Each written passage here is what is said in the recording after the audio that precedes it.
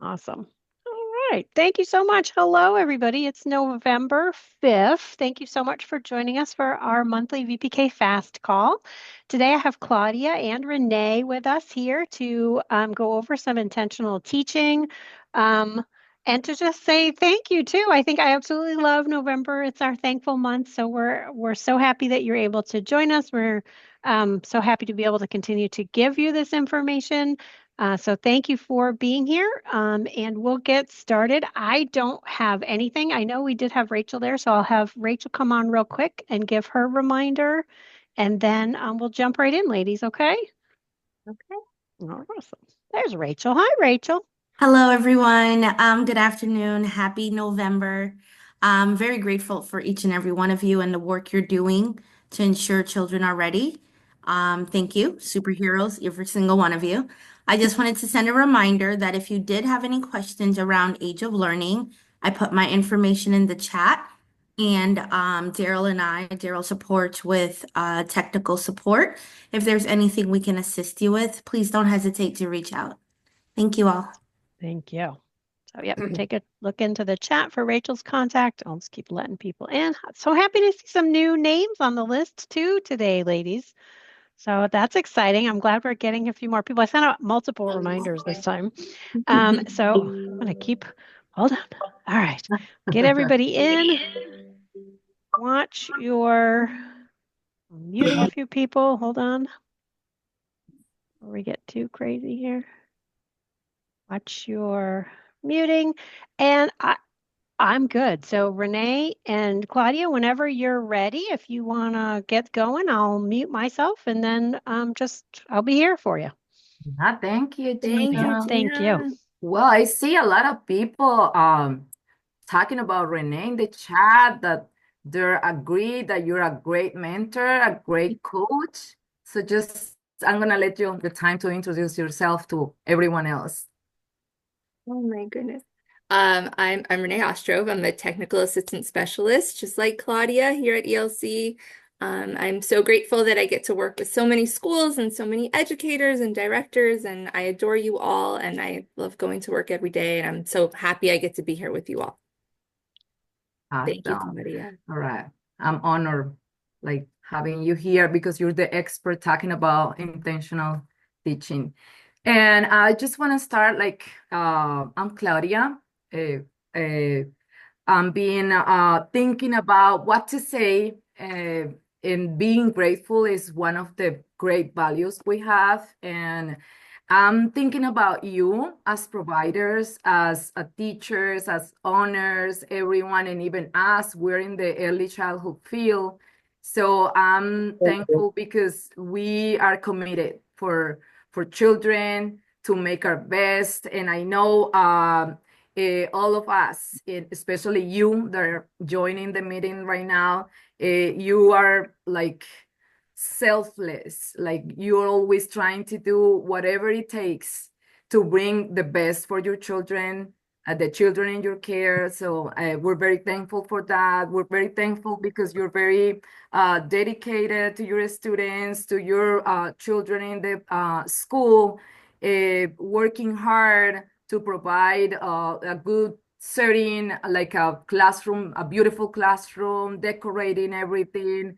And you don't stop. When we go to visit the schools, every time we have to be like, amazing, how did you do this? All decorations, all activities, and we see and we hear the great efforts you do around. So, and I have to come back and read all these messages because there's a lot of messages that are popping up right now with people sharing sharing the heart.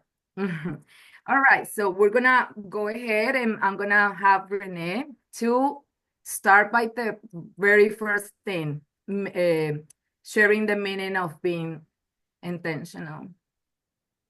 Oh, absolutely. Okay, here we go. Okay, so intentional teaching, what we're Mhm. talking about today. And I wanted to share this because I felt it was so important to understand the meaning of being intentional, because, as professionals, we hear these words come up and they become popular and then we see them everywhere. But I just loved this definition because it explains how it helps our students and it helps us as well. So being intentional means making deliberate choices to reflect what is most important to us. Becoming intentional can help us maintain a positive mindset, reach our goals, experience more clarity, and be more present for our students in our classroom, right? It can also increase our focus and our commitment and bring more purpose and meaning to our lives and to those of our Sube students. la flecha, mírala allá acá. Sube la flecha para que parezca no. No, no, no toques nada. Sube la flecha para que. Okay, we're gonna ask if you can mute yourself. Yeah, thank you. All right. Okay, Claudia, you ready for the next slide? All right, I'm ready. So we understand that we're gonna dip into the subject. So we're gonna share the objective. And so we're expecting this from all participants that will be having the opportunity to reflect on how teachers, how providers, how all of us working around children create a learning environment that maximizes and supports opportunities for children's learning through quality interactions in the classroom setting. So you already know how awesome and wonderful you are. We've been talking about that when we said our thankful words to you, and you know more because parents probably keep telling you if it's there is teachers there, probably the director and everyone will be telling you as well. But the time to reflect, it's this means a lot because we know we're doing a great effort every day. But the time to reflect is especially because we know that in our busy schedules, everyone in any point you are at this moment in a classroom, in a front desk, anywhere, like basically everywhere, because it is at the phone, it's with parents, meetings and everything. We have busy schedules and we always have a lot to do around the school. But this time to reflect is going to give us the thinking that we still have room for improvement. And it doesn't mean we're doing anything wrong. It means we can achieve the best. It's something like that. So this time, the objective is that we make that room for improvement in around our classrooms. So we can go ahead with the next slide. So we're gonna start by talking about the components of an intentional teacher. We're gonna just use this that create a curriculum is sharing. We have the purposeful is the first one. Then we're gonna have a teacher, an intentional teacher, not just is purposeful, she makes or he makes learning meaningful. In the third point, she uses varied settings for teaching and learning. And the fourth one, it will be the last one that I'm going to be talking about. She guides children's learning through strategies. So we're going to dip into purposeful, the first one.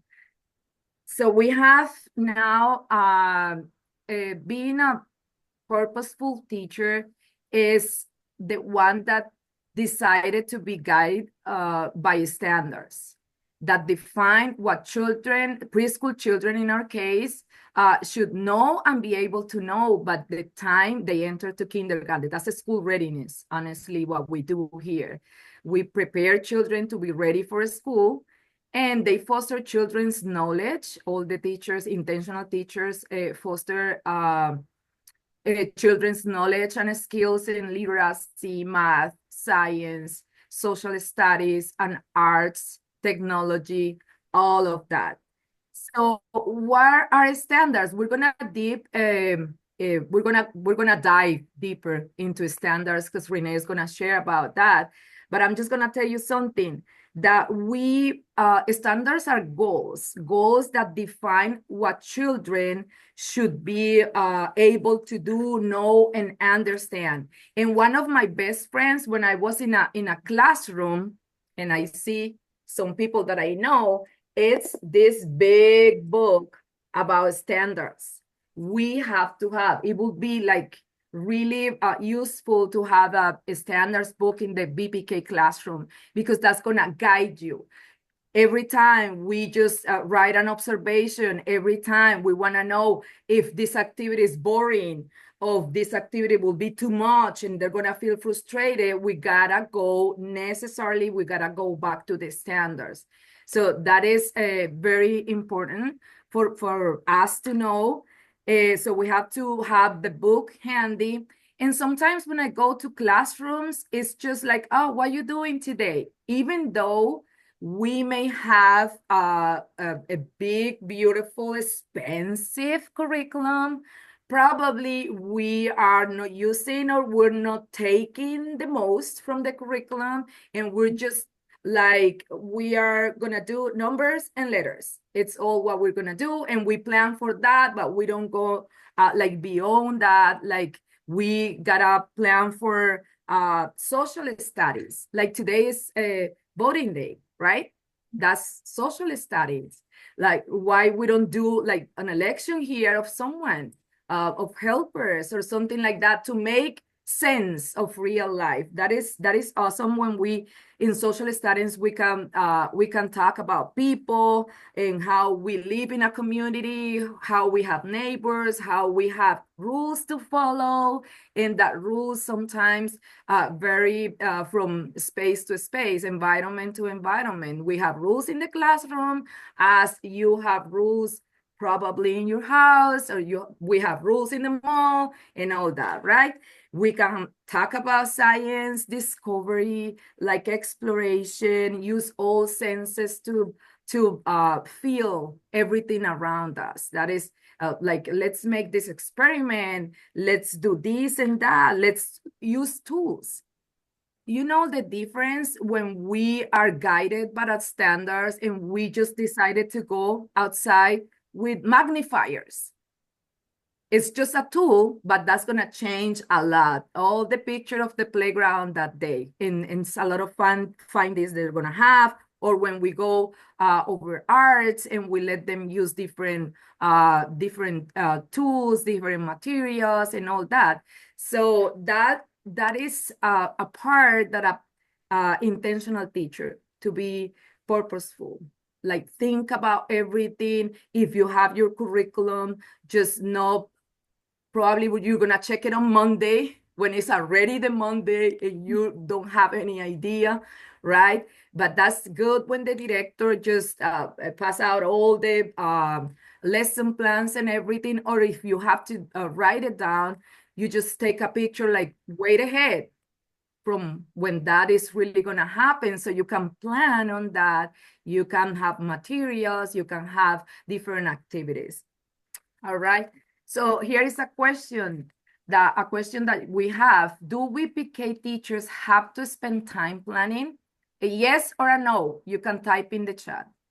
And I'm pretty sure you're gonna say yes, because we have to plan. We have to plan. Why? So yes, I see some of you saying yes, and that's awesome. See, awesome. We have to plan in the classroom. Why? Now I need why. Like, just short statements. Why do we have, like, based on what you know and what we have talked about just now? Why do we have to plan in the classroom? And this is a tricky question, Renee. Like, how much planning time is given to your VPK teacher each week?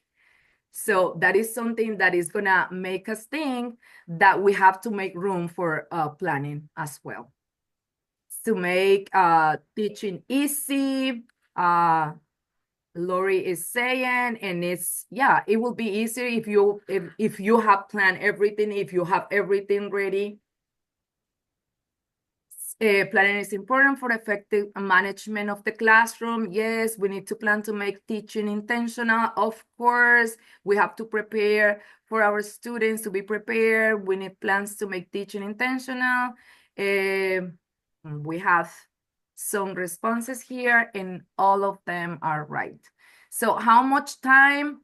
That's something you have to think. It depends on your program and how you wanna, how awesome you want to be doing in that theme you're about to develop with your students. Okay, so we're ready for the next one, and we're gonna keep reading to have all the materials ready for the day and not to leave spaces without meaningful teaching. Yes, Mabel, that's awesome.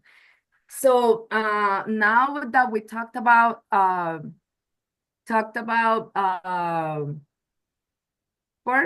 purposeful, we're gonna talk about make learning meaningful. By using what teachers know about how children think and learn, building on children's prior knowledge, teacher engage them in problem solving using materials and instructions with others.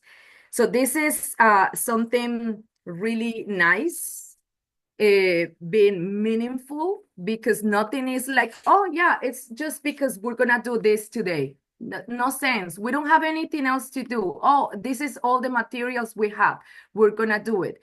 No, being meaningful means oh, wait a minute. Meaningful means using like all the prior knowledge the children have. This involves connecting what students already know with new information. So this week I was talking, I think it was yesterday, I was talking about using previous knowledge, like connecting with real, all new concepts need to be connected to real, the children's real world. And that's right. Why? Because to children, it's gonna make sense, something that they already understand because they already know, they already experienced. So when you come to like showing this new concept, if you start by going, like not starting all over again, something new that you know they culturally or in any way they're connected to that concept you want to teach that day, it will be a great start, because they're gonna be willing to participate, to engage. It's gonna be meaningful for them. And problem solving, that's another thing that we like see around the classrooms, because problem solving is an ability to identify a problem. We have to identify problems, and we can identify, children can identify problems if we solve everything as adults around them. We gotta leave the problem there and leave the child think, how can I solve this? But if we go around like a helicopter just flying around, I'm gonna solve this, I don't want to spend time, he's gonna make it worse, this is gonna be a big mess. So that's gonna be another problem, because they're not gonna learn how to be independent, how to like think and plan. And that's part even of class, right? They plan the actions to solve a problem. So remember, being meaningful means that you can connect everything new you're teaching, and you're gonna meet every child approach to learning. If you see the picture, probably they're learning the same concept, but you see that the three children there, they have different materials. And that's how we provide that facilitation for them to learn, and to make of learning something that really means something for them. So here is our question: do we provide multiple ways for students to learn and engage? So if you want to just write down in the chat some examples of how meaningful you become in your classroom, some examples of that will be great. And we're gonna we're gonna go ahead to the next slide while everybody's writing down, because I know sometimes we are short in ideas. And honestly, I will, in a time of my life as an educator, I was going to Pinterest and all that. But honestly, when you go to the standards, when you go to like really meaningful ways to teach, you will see that you can create more, that you can use any opportunity, as I'm gonna show you now with this third characteristic of an intentional teacher, because she uses a variety of settings for teaching and learning. What settings? Interest areas, our centers, large groups, small groups, routines and transitions, every experience, interactions, or unexpected event. It's an opportunity for children to learn. So how many times we have something unexpected happening in the classroom? We can't complain, because that's the opportunity that we can take. Instead of be overwhelmed, we can just breathe and take that opportunity to, oh, what can we learn from this? And that's sort of like what we do in life, right? So we gotta think that we gotta realize that the whole classroom is a setting, and we can use it intentionally as an opportunity for learning for our children. All of that, like areas, like all the centers, all the materials in the centers, everything displayed there, hands-on activities, experiments, how different it will be if we stop memorizing things and recalling information, showing in the board, like, oh, this is white, red, yellow, and we just tell them, go find something yellow for me, go bring something blue for me. So you're using all your settings, you're opening everything, because everything is like it's playing as a team with you. All right, so that adjusting activities is when you know you need to plan something in a small group, because probably some children, they need like more help with something. Age of Learning is awesome, because with Age of Learning, you can go to reports and you can see and group children by the difficulty. And even when you do the assessments in Renaissance, you can go and just run reports to make small groups. So that is something that there is things that we cannot teach in a large group. And it's just the need of the children. You need to just go and create a small group to work with some children that need more help. And the last one, use culturally responsive teaching. Like, how awesome is like to have not just pictures of different people around the world, but use little things. Ask your parents, if you have a parent from I don't know, South America or from Europe, or bring something meaningful. And you can include that in housekeeping, you can include that in some of the settings, and that will be becoming something like not just a decoration, but something that is going to mean a lot to the students. And the question here, it will be, as a teacher, do you realize that you can use the whole setting as an instructional opportunity? Do you use your entire classroom as that opportunity? That will be the question here. We're running because we have a lot to cover. So later I will be coming back to the chat, because I see in the chat, I see a lot of things. And I'm gonna go to my last one, that will be guide children's learning through strategies. So we have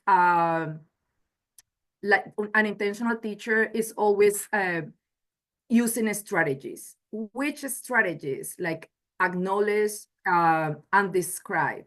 I see you, I hear you.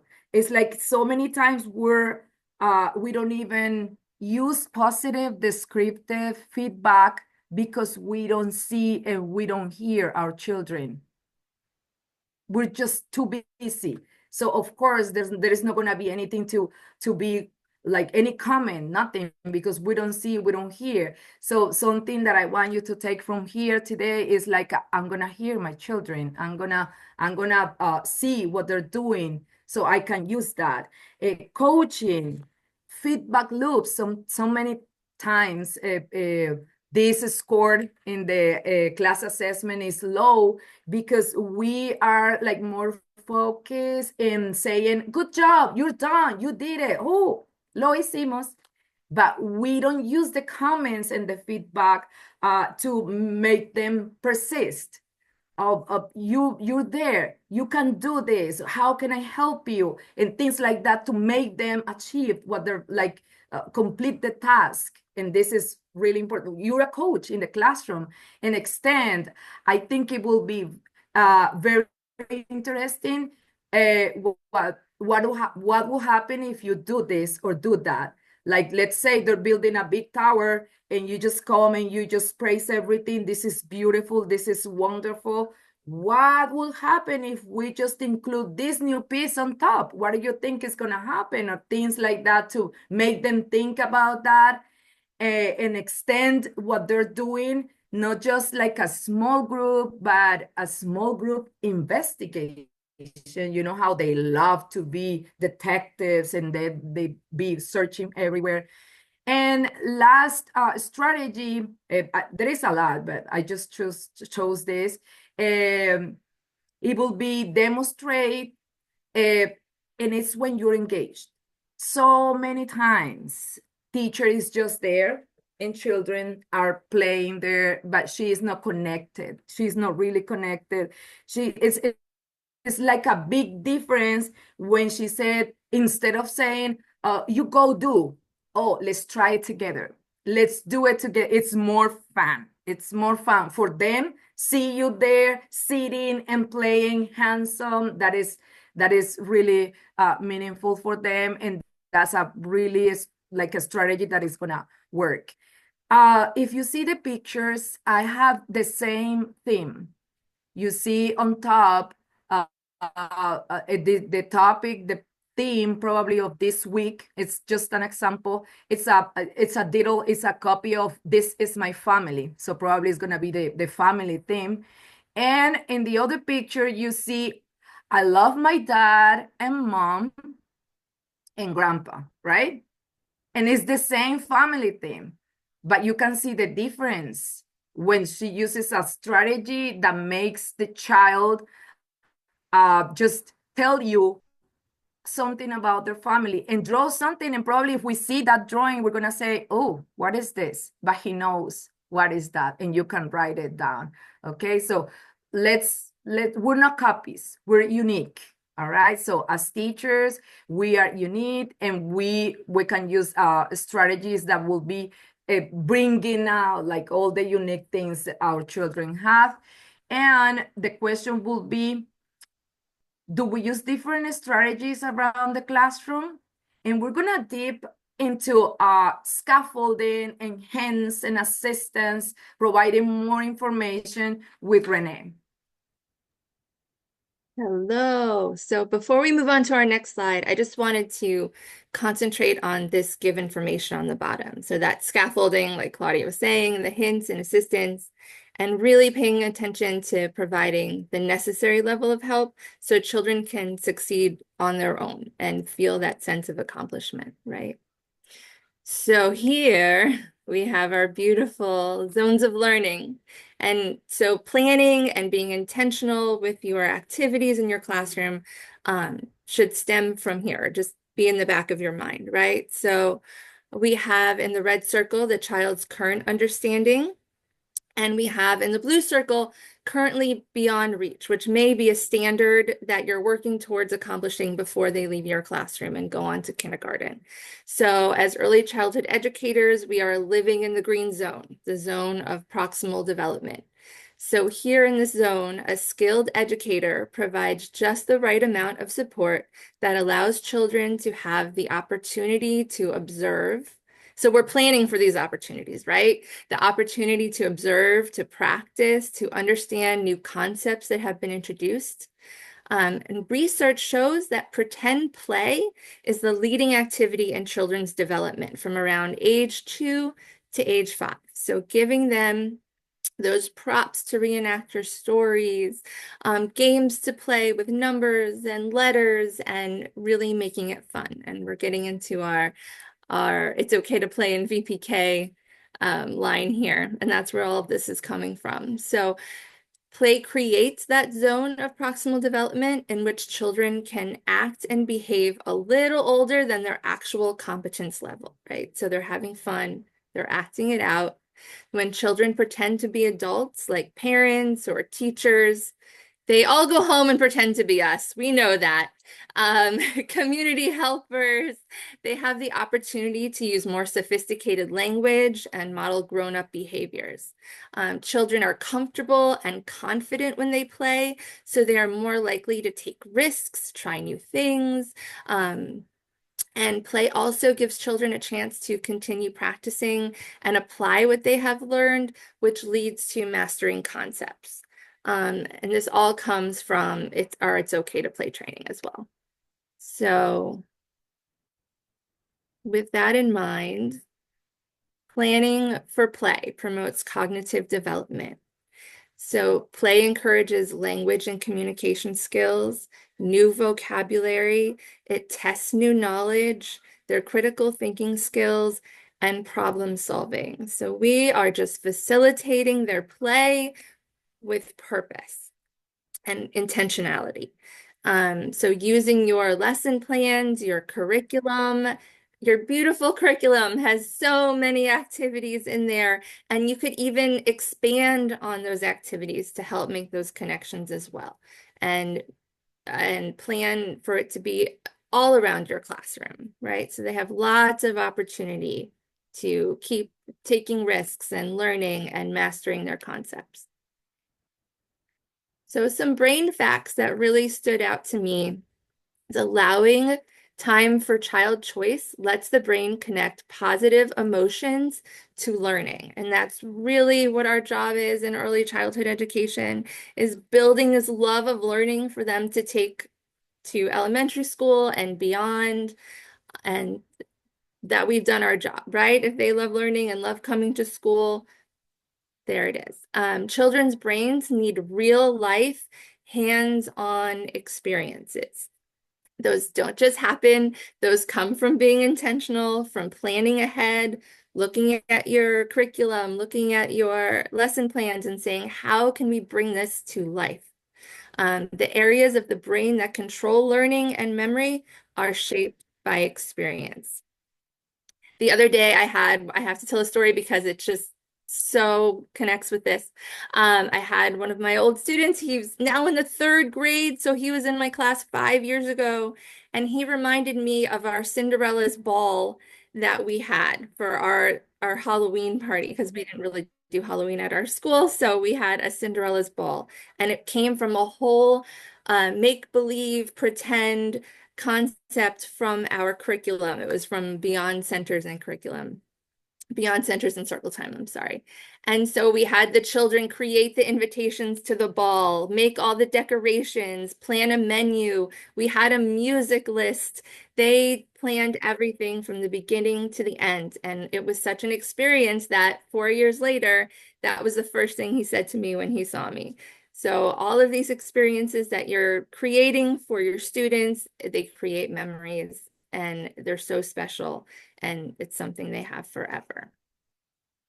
So with that, this is one of my favorite videos that helps to connect standards with play, and I really wanted you all to see it. So here we go.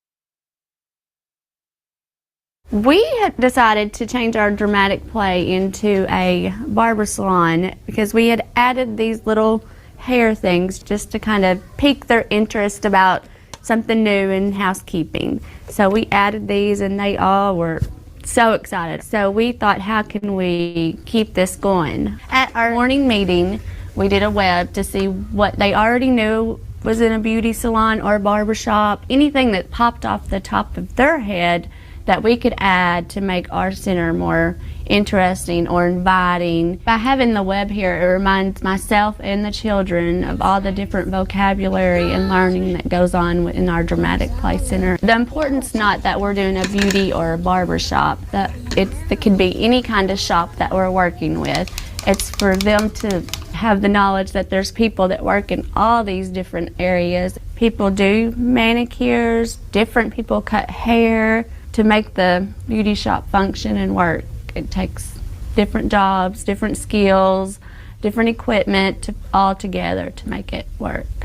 We got on the computer to get some pictures of what different barbershops or beauty salons looked like from the outside, and a regular occurrence in each picture was our PO. So we had 100 solo cups that they had been counting and building with the solo cups, and they thought we could stack that, so we stacked them up, and then they came up with how to wrap it, how to paint it. We came up with the different products and services that we were going to offer in our salon, and they came up with the prices all on their own. The discussion came with like makeup pageant do. Should we have a package deal if they come in and get their makeup for a pageant? Things like that were what they discussed more than the numbers. This is our 3rd year, I think, doing project approach. And with projects, I get all my frameworks and I have more fun. The children have more fun. And it's just been a, amazing experience. They all learn math skills. They're interacting with their peers. They're learning how to write words, read words. They're getting the skill. They do this automatically. It's just something that happens when you're in a project and they're in control. This is their project. All right, Janae, can you tell Reagan what you'd like done for your hair? First, you have to wash your hair. Wash their hair first. You get your supplies ready to wash hair. Give her a good scrub. Get in there and scrub it real good like that. Like when your mom washes your hair.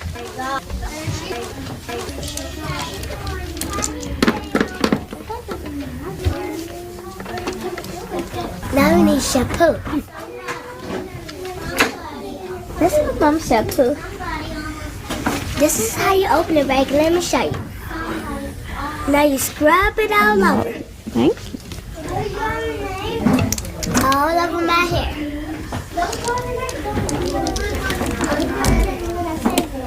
And now you rinse it out.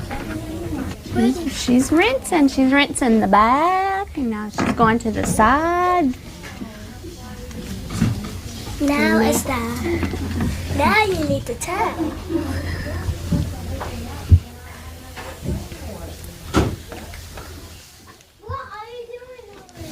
And bring her back over to your style chair and see what she wants done today. All your supplies. My relaxer. Relaxer. You're gonna have to help Reagan with the relaxer. How does she mix something up to make a relaxer? Is that about my mom?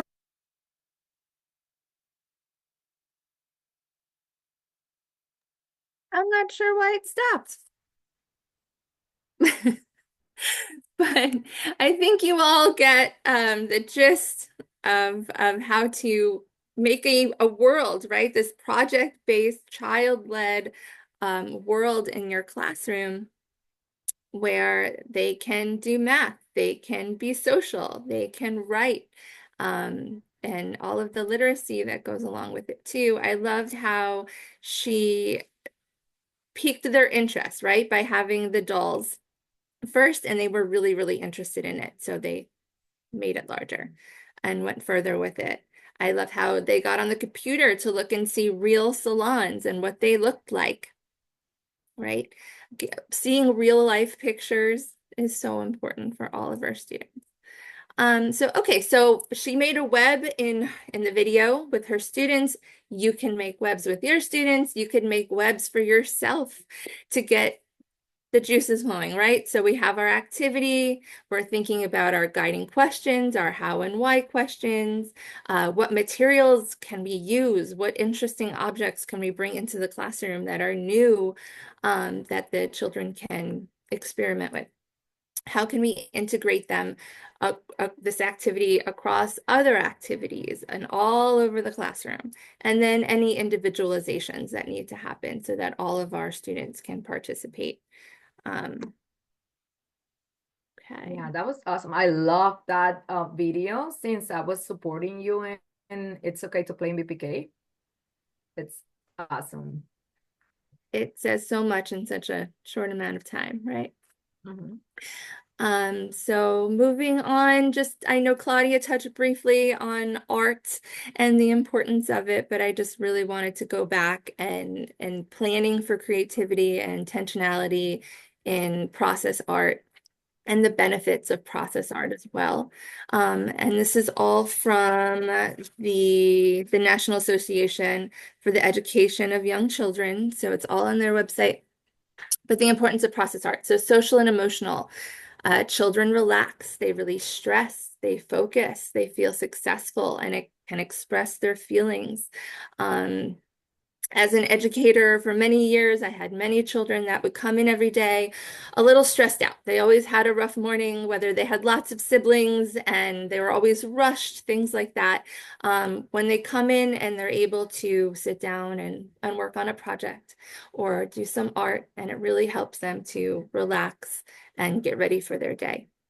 With language and literacy, children may choose to discuss their art or feelings associated with their art and add print to it, like a dictation, which you can help with.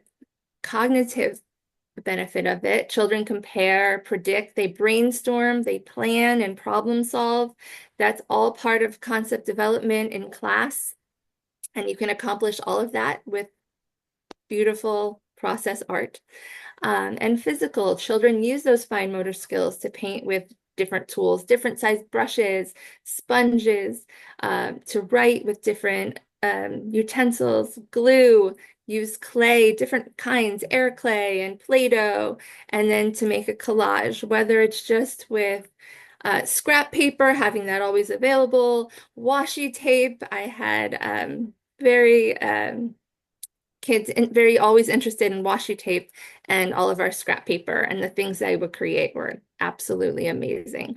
So it doesn't take a lot. It just takes some allowing time, allowing space, allowing a little bit of freedom to work that into your day, to have it always available for them. And the benefits are amazing. Claudia, do you have anything to add to that? Oh, no, just how fun it's when we just do arts, when we let them everything accessible and they can just grab anything and all the creation, all the planning, everything it's so cool. And the Even my guinea got conversation excited. and the conversations you can have around what they create too. Yeah, Absolutely. cooperation. What do you think if we do this? And I don't like it. That's awesome.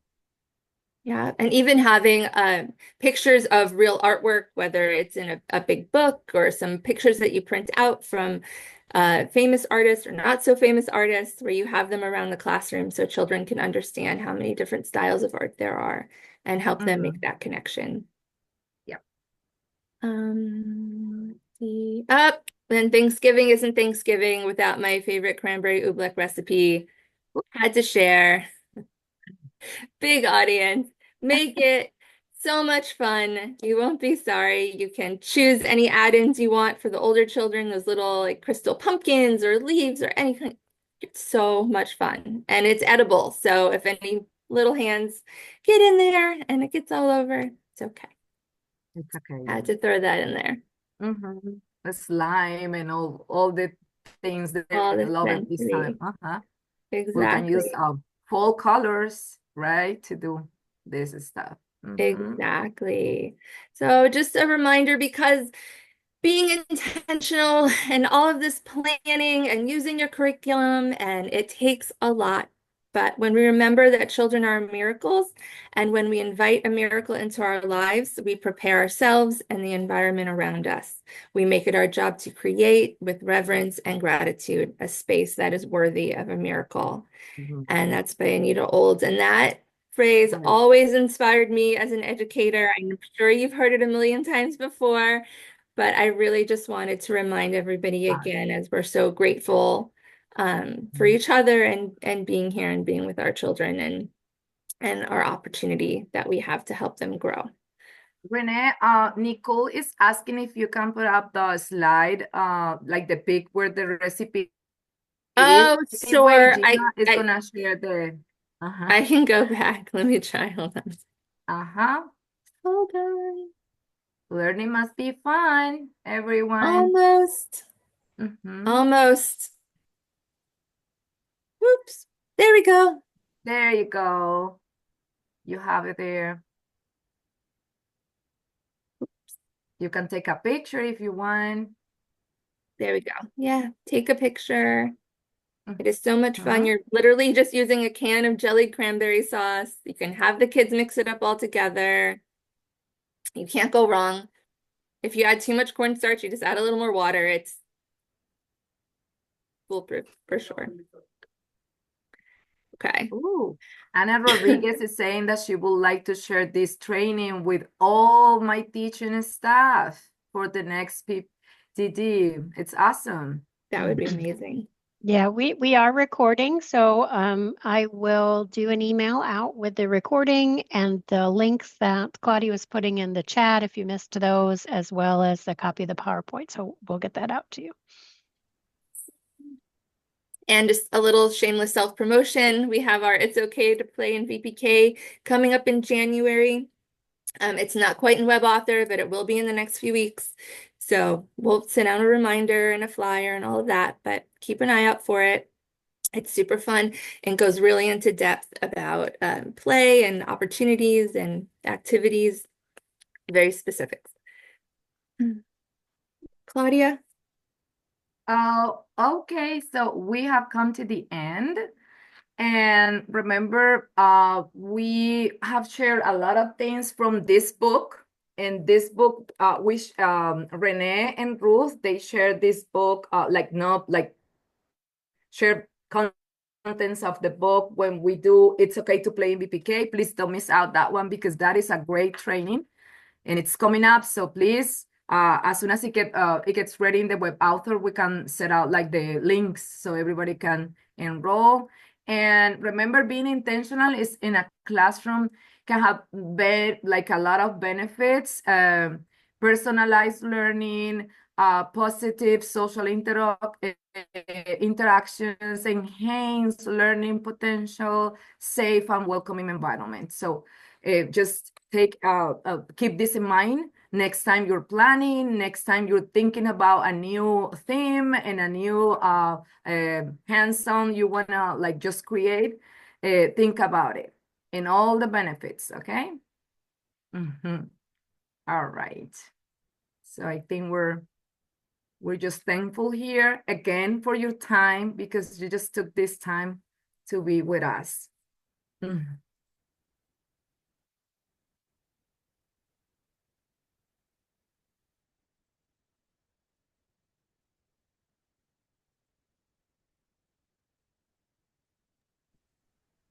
Thank you. Oh, thank you. That was really wonderful, ladies. I know you guys went through everything, so I didn't know if anybody had anything they wanted to add in.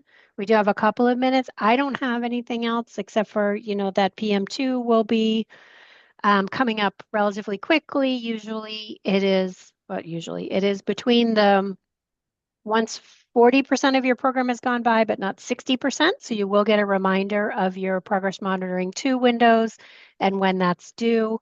And we'll send those out to everybody. But